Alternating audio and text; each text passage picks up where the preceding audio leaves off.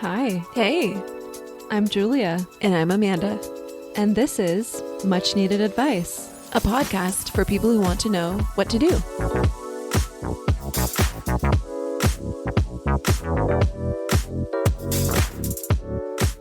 Hi, listeners. Welcome back to episode 2 of Much Needed Advice. Apparently, some of you want to know a little more about your co-hosts. So Julia and I will start this episode by introducing ourselves and answering some rapid-fire questions. From there, we get into 2 listener questions and give our best advice. And then finally, we have a new segment that we're adding to the podcast called Recs of the Week, or Recommendations of the Week. And this is where we will talk about one product we're loving at the moment, one product each. If you enjoyed this episode, please remember to subscribe, give us 5 stars, and leave a review.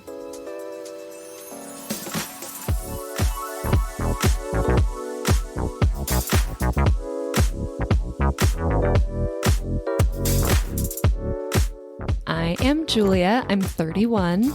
I'm from San Juan Capistrano, California. I've been in LA for 13 years. And I went to USC, fight on, and I studied public relations and then double minored in music industry and nonprofit management. And what field are you in now? Oh, I'm a creative entrepreneur. I like that's a concise way of saying what you do. It's not easy. Yeah, it's a good catch-all. And how about you, Amanda? I am 30. I also grew up in Orange County. Julie and I went to middle school and high school together.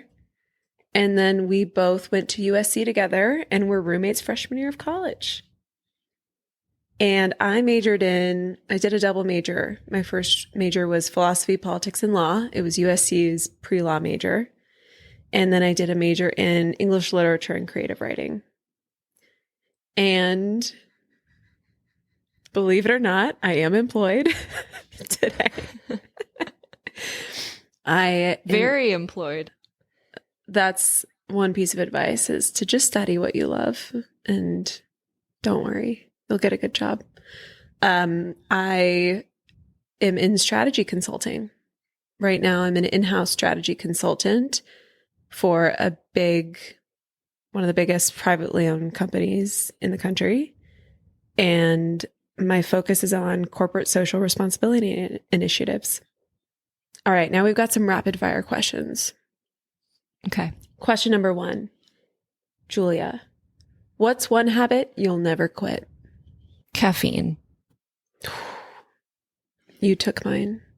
I feel the same way. For me, It's my morning iced green tea. Next question. What's one habit you want to quit? Scrolling social media first thing in the morning. Mine is going to bed at different times every night. I haven't been able to settle on one bedtime. Next question. What's the best piece of advice you've ever been given?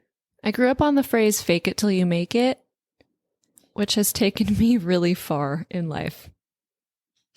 How about you? If you can find the humor in the darkest of times, you can get through anything. What's the worst advice you've ever received? You have to pick the one thing that's your passion, and that has to be your career. It just puts so much unnecessary pressure on just an abstract idea that this is something you have to do. A bad piece of advice I received was to switch jobs every 2 years. And I know the pendulum has kind of swung the other way. Like, our parents were very used to hearing the advice of pick one company and stay there your whole life. But then when we were coming out of college, it was all about keep bouncing around, keep trying new things. And that's what a lot of people I knew were doing. And for me, just listening to my gut and sticking around at places a little bit longer, you learn so much in that 3rd year at a company, in that 4th year at a company. While bouncing around is still a good idea, it's good for your income. I'm glad that I gave myself the opportunity to move up within a couple different companies. And then what's the best piece of advice we've gotten from each other? I don't know if I can say the best because I feel like I've learned so many things from you in our 20 plus years of life together. It sounds like you're my life partner. You are. But one big thing I learned from you is that no is a complete sentence, and I don't have to explain myself to anyone. Boom. And one of the best things I learned from Julia is always counteroffer. Know your worth. Back when I was an entrepreneur and I was figuring out how to price things out, it was really easy to doubt myself and to try to lowball. And Julia always encouraged me to ask for what I deserve and ask for industry standard. Yep. You did great as an entrepreneur too. Those were the days.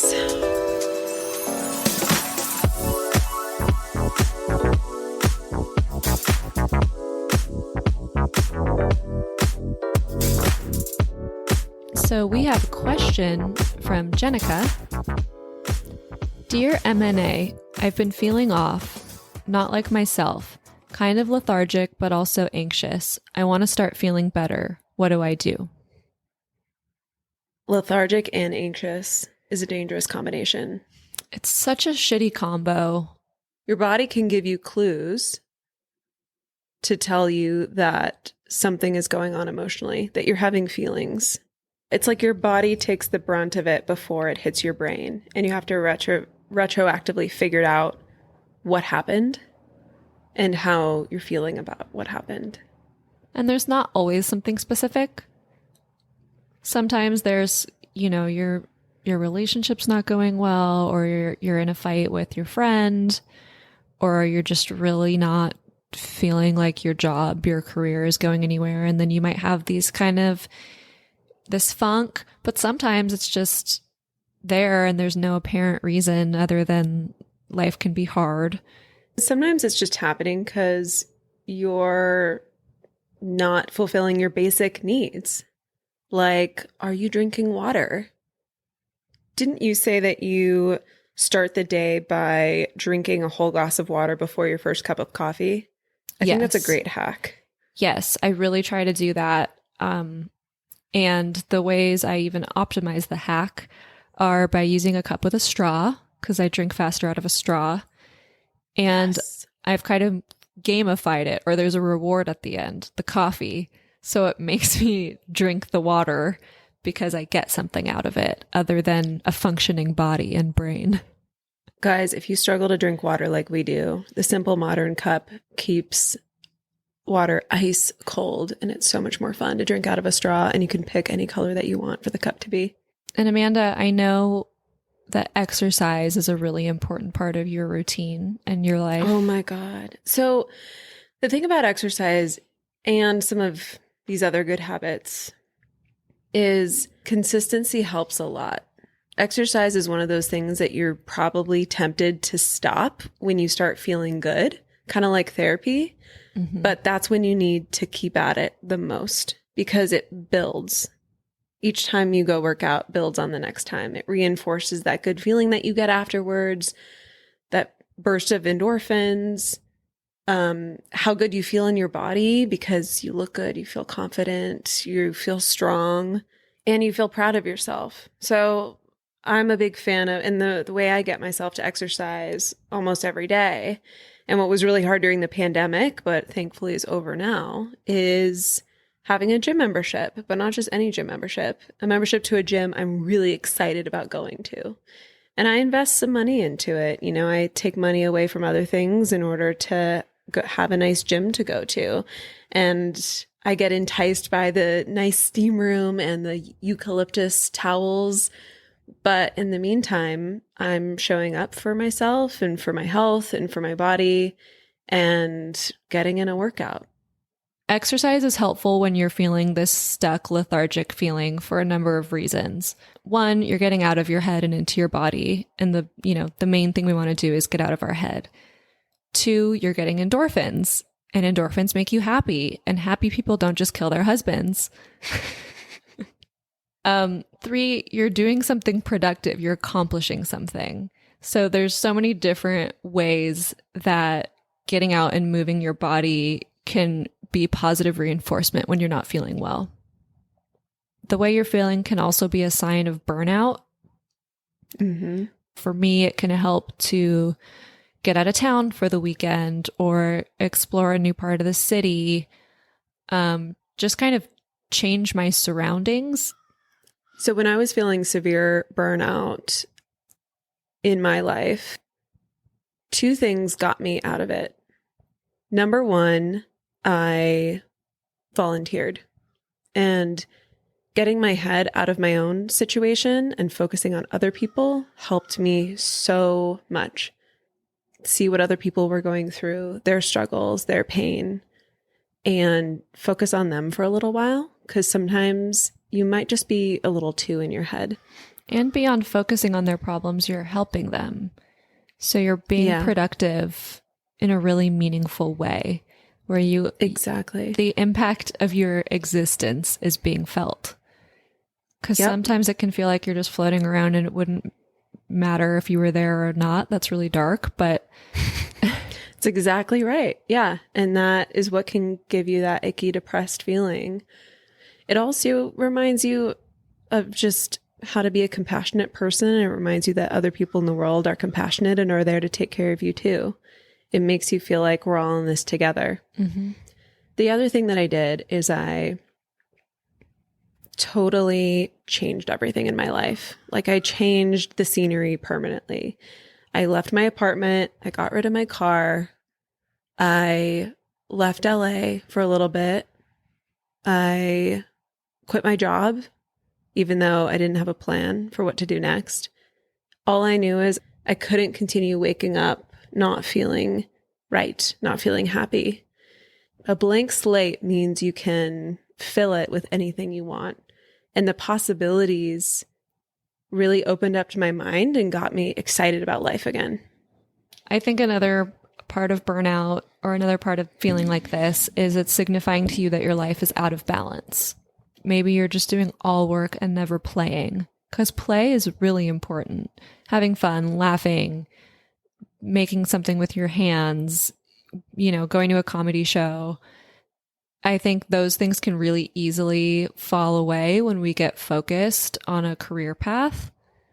But then you get super out of balance and then you just get this stuck feeling again. You forget all of these great parts about yourself because you're only nourishing one part of yourself. Just being with friends, like surrounding yourself with people who love you, getting your mind off of things, talking about it or not talking about it is really therapeutic. One time I was feeling really just foggy and not great. And I was texting with Amanda and she said, let's do a meditation together in, 20 minutes. Let's do the same meditation, light some candles, get out your yoga mat. And I'm like, okay, so I didn't even have to leave the house. We didn't have some big plan, but to just have a friend say, hey, I'm in this with you.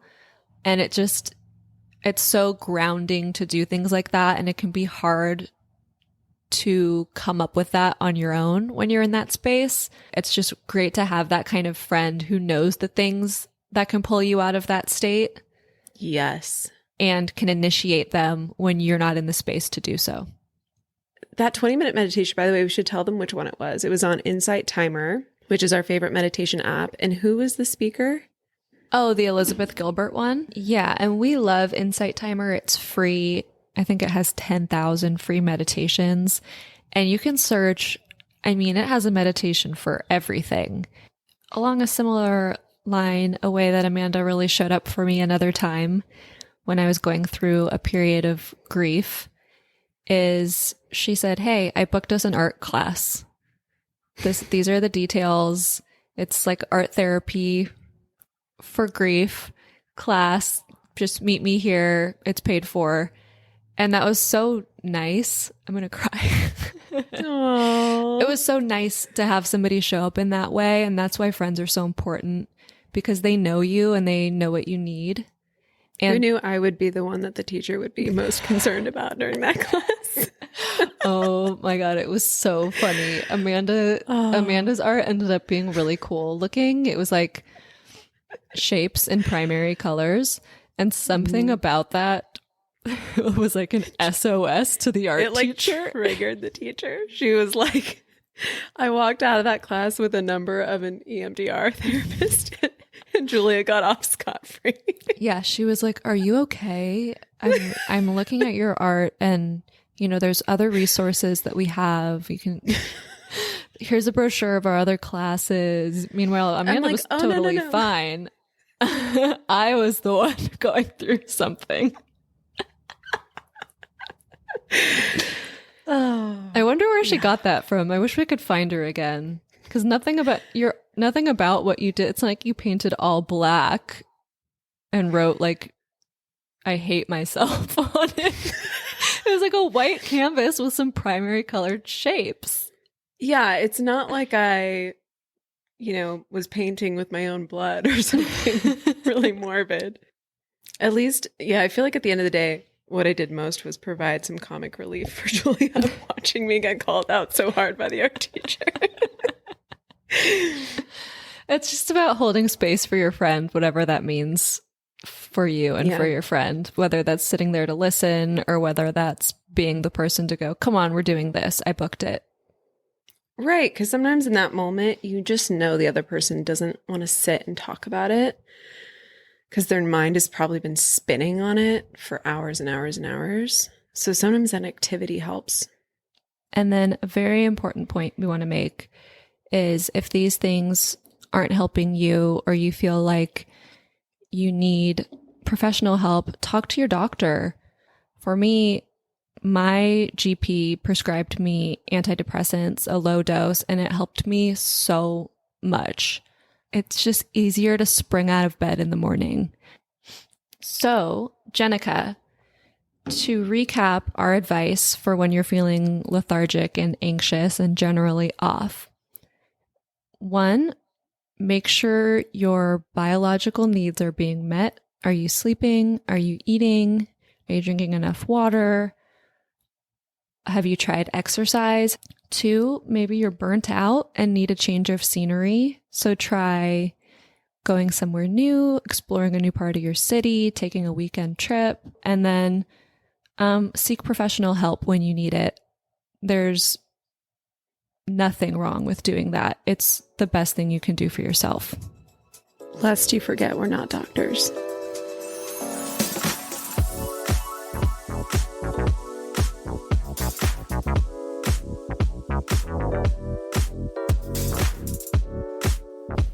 You were worried.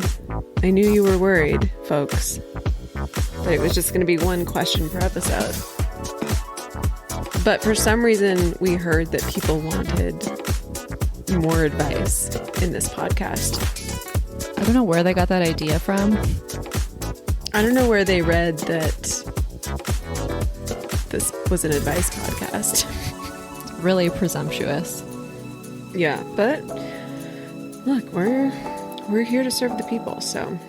This question is from Julio. Dear M&A, a couple of my friends get belligerent when they're drunk. Like punching walls, picking fights, going home bloody. I've known them all through college and they weren't always like this. Is this a reason to stop being friends with them? What do I do? Julio. Oh, Julio. We've seen this one before. That awkward time post-college when people are figuring out how much alcohol they should really be drinking. Mm-hmm. It's hard to know your limits because college is such a lie. It's just not a representation of the real world in any way. Your friendships are going to change. You're going to have to let go of some. You're going to pick up some new ones. And this is the time when you figure out whether some people are real friends or party friends. Ask yourself, do you like hanging out with them sober? Or if you haven't done that yet, hang out with them during the day or hang out with them when you're not drinking. Do you still have a vibe? Does the conversation flow? Are they bringing something meaningful to your life? And if so, then they're a real friend. If not, then they're a party friend. And party friends are important. They gave you a lot of the memories you probably have from college. You probably had a lot of experiences with them. They might have helped you get out of your comfort zone and experience some new things. They might have helped you be more social, which probably taught you a lot, got you to meet new people. And those friendships are critical, but you might need to hold a funeral for some of them and say goodbye. And it has served its purpose. Yeah, I certainly don't blame you for not wanting to be around people who are always on the verge of getting arrested or starting a bar fight or something. I wouldn't want to be around that. That would make me really nervous. Are these people worth going to jail for? Are they worth getting in a fight for when you hang out with them? And it's different from if you have a friend who isn't like this and someone picks a fight with them. Right. And yeah, you might have some friends that you'd get in a fight for. For sure. But if this is an issue where they're the one picking the fight, they're the one putting themselves in the dangerous situation, they're the one physically hurting themselves, that's definitely a cause for concern. Yeah, and there needs to be some self-preservation here. You don't need to put yourself at risk physically, financially. You know, it doesn't look great to have some things on your record when you're trying to get a job. So you need to take care of yourself first and foremost, and that means you need to set some boundaries. You know, we all kind of say sometimes about our friends, "Oh, I'd go to jail for you with you." What is it? We all say that. I'd be the one sitting in jail with you, or I'd bury a body with you, or whatever. But in reality, ideally, your real friends will never ask you for that. Your friendships most likely will never need to put you in that position ever to do damage to your own life. Not in the name of fun. That's not fun. You know, this is all in the name of fun. You go to party with your friends for fun. It stops being fun. If it's in the name of murdering someone who should be murdered, then that's totally different. Fine. Yeah.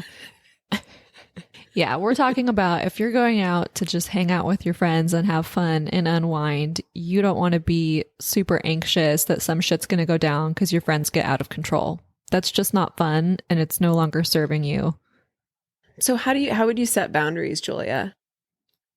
I mean, it depends on your level of friendship. I don't think you have to make a blanket statement of I'm not going out with you guys ever again.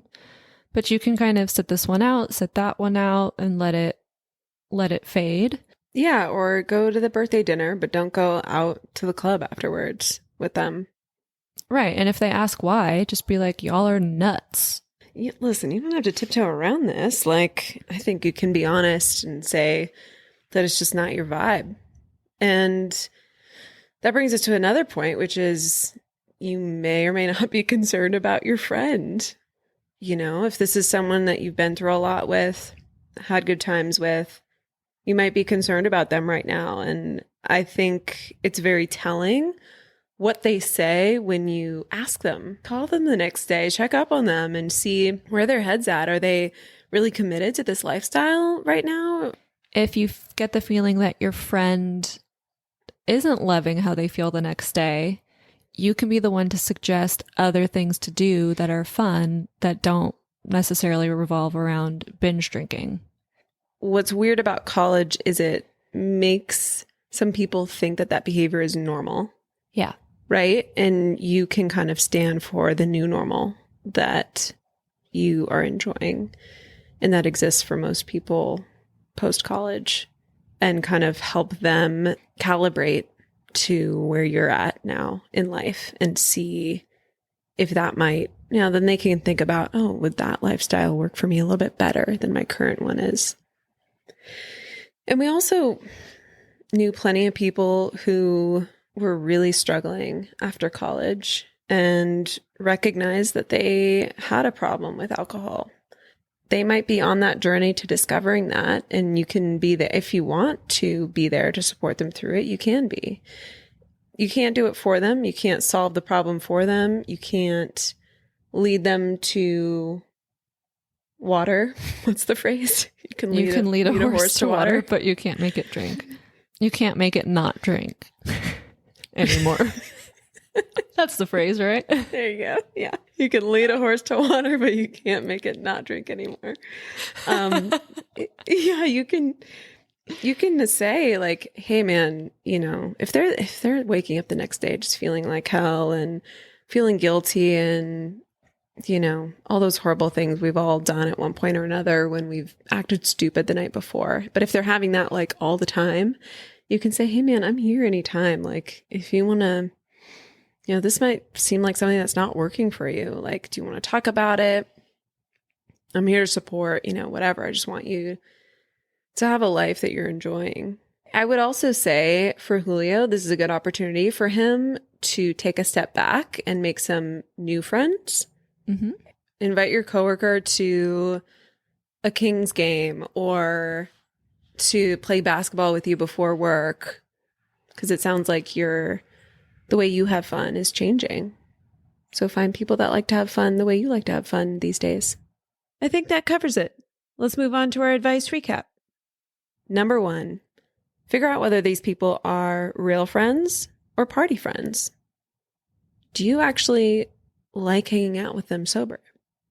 Number 2, suss out how they react when you talk to them the next day and see if they're interested in changing. Number 3, set your boundaries, regardless of what they do. And a bonus, find new friends.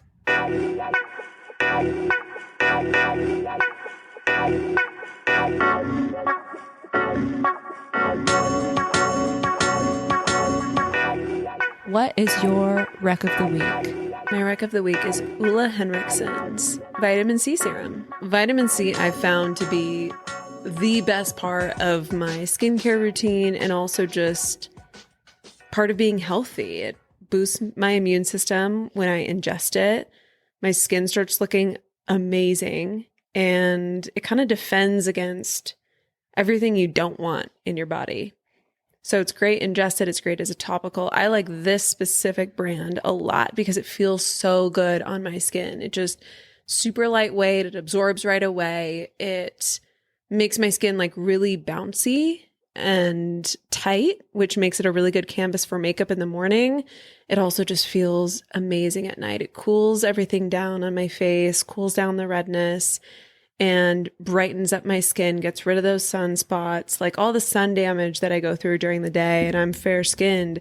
It's really important to do that repair at night. That's really good to know that it feels good under makeup, because I know vitamin C is often recommended for daytime use, but so many serums feel so gross under makeup, or they make your makeup go on patchy, or you get really greasy really fast. So it's good to hear that absorbs nicely and makes a good base. Yeah, and I'm also the type where my skin is naturally more dry, but it also doesn't take very well to lotion. Like I've had a really hard time finding a cream or a lotion that works well on my skin. It's all usually too heavy. It clogs my pores. But with this serum, I've never had a problem. And yet it totally moisturizes thoroughly. Vitamin C and SPF work much better to protect your skin from UV rays than just SPF, because sunscreen can help protect from UV rays, but the vitamin C helps protect from free radicals that come from UV rays. So it's like this extra layer of protection. So Julia complimented me one day. She was like, your Botox looks really good right now. And what she didn't know is that I hadn't actually upped my Botox in like 9 months, which for those of you who've never gotten Botox before, that's more than enough time to have it fully have drained out of your face. But it was just because I had restarted using this vitamin C serum again, and it made it's just made my forehead look smoothed everything out, shrunk my pores. I mean, and that was only after using it a couple times. I will say I do layer it. Like it absorbs so fast that I put like 3 layers of it on. My rec of the week is the audiobook version of The Dutch House. So The Dutch House, it came out a couple of years ago. It was a 2020 Pulitzer Prize finalist for fiction. It's by Ann Patchett, who's a very best-selling author. And Best. And the audiobook is narrated or performed by Tom Hanks. I think personally, I would have been bored reading the book, but because the book was performed so well, it was just a nice, soothing thing to have on while I was driving, while I was cleaning. And bonus is I listened to it for free because I have a library card, and every library you can get free ebooks and audiobooks, and you don't have to leave your house. I just signed up for a digital library card. I downloaded this app called Libby, which connects to a lot of different libraries, not all libraries. It's a really nice way to read as much as you want and not spend anything on it. And the library, guys, it still exists. And